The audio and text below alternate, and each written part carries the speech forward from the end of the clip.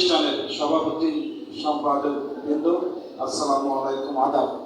বক্তৃতা করব না, শুধু একটি কথা স্মরণ করে দিতে চাই। আমরা স্বাধীনতার পরে অনেক এমপি দেখেছি না? অন্যান্য এমপিদের প্রতি যে আকর্ষণ, তার থেকে আবুল ভাইয়ের পরে, আবুল ভাই আমাদের তিনবারের জাতীয় সংসদ সদস্য ছিলেন। তারপরে আমরা মতিয়ার ভাইয়ের সঙ্গে দীর্ঘদিন রাজনীতি করেছি। দীর্ঘদিন আমরা সকলে, কিন্তু আমাদের মনের মধ্যে একটা প্রত্যাশা ছিল যে এই লোকটা যদি একদিন এমপি হয় আমরা খুব খুশি হব, আমাদের এলাকার উন্নয়ন হবে। এটা আমরা ভাবতাম না সকলে। সেই ভাবনার মানুষটি আপনাদের ভোটে মাননীয় সংসদ সদস্য নির্বাচিত হওয়ার পরে মাননীয় প্রধানমন্ত্রী জননেত্রী শেখ হাসিনা আমাদের সদরের প্রতি খুব খুশি হয়েছে এবং আমরাও আশান্বিত হয়েছি যে আমরা এখন কিন্তু পারবো আমাদের উন্নয়ন করতে। ঠিক তার ধারাবাহিকতার প্রথম সূচনা লগ্নেই আমাদের মাননীয় সাংসদ এই প্রথম আমাদেরকে ডেকেছেন। কেউ কোনোদিন আমাদেরকে এভাবে ডাকেন নাই। ডাকছিলেন আপনাদেরকে দুর্গা পূজার সময় কিছু চাল, কিছু বরাদ্দ দেওয়ার জন্য ডাকছিলেন, ঈদের জন্য ডাকেন নেই। দুর্গা পূজার জন্য ডাকছিলেন, মাননীয় প্রধানমন্ত্রী বরাদ্দ দিতেন সেখানে।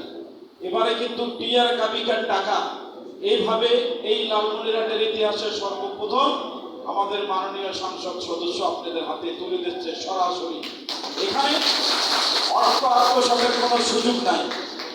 আপনাদের মন্দির মসজিদ ধরায় কেউ যে অর্থ আত্মসাৎ করবো আমাদের আওয়ামী লীগের নেতৃবৃন্দরা এই ধরনের কোনো সুযোগ উনি রাখেন নাই। কারণটা হলো যে আজকে ডেকে 96 জন মানুষের কাছে চেক তুলে দেবেন। 96 জন মানুষ কারা কারা চেক নিয়ে গেল এটা কিন্তু গ্রামের প্রত্যেকটি মানুষ জানলো এবং সেই প্রতিষ্ঠানের কাজটি অবশ্যই আপনাদের মাধ্যমে আপনারা করে নেবেন। আমরা যারা নেতৃবৃন্দ আছি তাদের হাতে কিন্তু আমাদের এমপি মহোদয় চেক দেননি। আমরাও সেই চেকের আশা করি না। নগদ টাকা আমরা যেটি পেয়েছি যে আজকের ব্যাংকেও যাওয়া লাগতেছে না। আমি মনে করছি যে ওই চেক ইয়ার টাকাটি কোথায়, আমাদের আর ব্যাংকেও যাওয়া লাগতেছে না। যে টাকা আমাদের সরাসরি আমাদের হাতে তুলে দিচ্ছেন। আজকে ছবি থাকবে এখানে, মন্ত্রী এমপি মহোদয় আমাদের টাকা দিলেন। আমি সেই টাকা নিয়ে গিয়ে ধর্মীয় প্রতিষ্ঠানের কাজ করবেন। যে সমস্ত প্রতিষ্ঠানে আমাদের এখনো টাকা দেওয়া সম্ভব হয়নি, এই তো প্রথম, তাই না?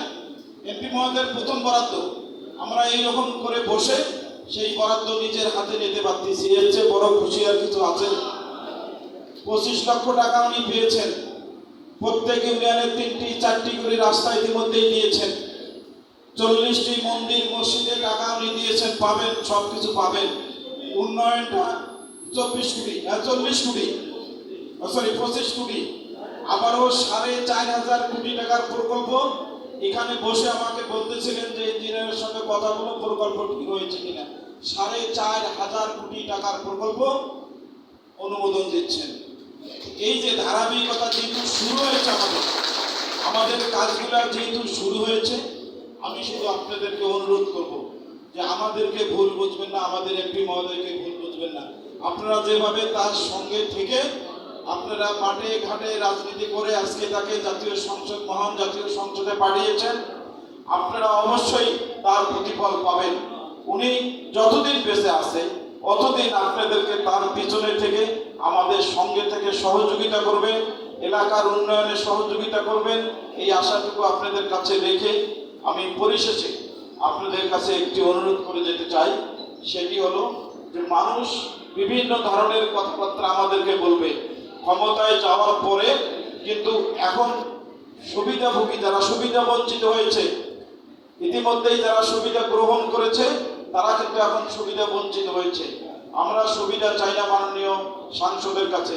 আমাদের সুবিধা আপনাদের দোরগোড়ায় পৌঁছে যাও। আমাদের মাননীয় সংসদ সদস্য সরাসরি আপনাদের হাতে অর্থ তুলে দিয়ে আপনাদের এলাকার উন্নয়নে সামিল হবে। সেই কারণে আমি আপনাদের অনুরোধ করতে চাই যে মানুষের কান কথা শোনা যাবে না। এই যে মনে করেন টাকা দিল না, 96 লক্ষ টাকা, অর্থাৎ 1 কোটি টাকা আজকে দিচ্ছেন।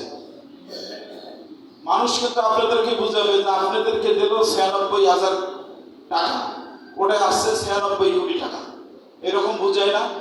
সাংবাদিক বৃন্দরা আছেন, এখন অনলাইনে হয় এমপিদের বরাদ্দ, ওই যে একটা কি ব্যারিস্টার সুমন আছে না, কয় না যে আমরা 25 কোটি টাকা পাইছি, আমাদের এমপি মহোদয় পাইছে। এখন আর গোপনের কিছু নাই, গোপনের দিন শেষ। গোপন যারা ছিল তারা আমাদেরকে পুঁজি করে এই এলাকার সম্পদ লুণ্ঠন করে ঢাকায় গিয়ে এখন বসে আছে। আমরা ওই ধরনের বসন্তের কুকিলরা আরো লালমনিরহাটে আসুক, এই আশা আমরা যেন কোনোদিন না করি। আমাদের প্রিয় নেতার সাথে থাকবো, যতদিন আমাদের জীবন দশা থাকবে অতদিন অ্যাডভোকেট মতিয়ার রহমানের সঙ্গে থেকে আমরা আমাদের এলাকার উন্নয়ন ত্বরান্বিত করব, এই আশাটুকু আপনাদের কাছে রেখে আমার বলার পরিসমাপ্তি ঘটাচ্ছি। জয় বাংলা, জয় বঙ্গবন্ধু, জয় আপনাদের সকলে।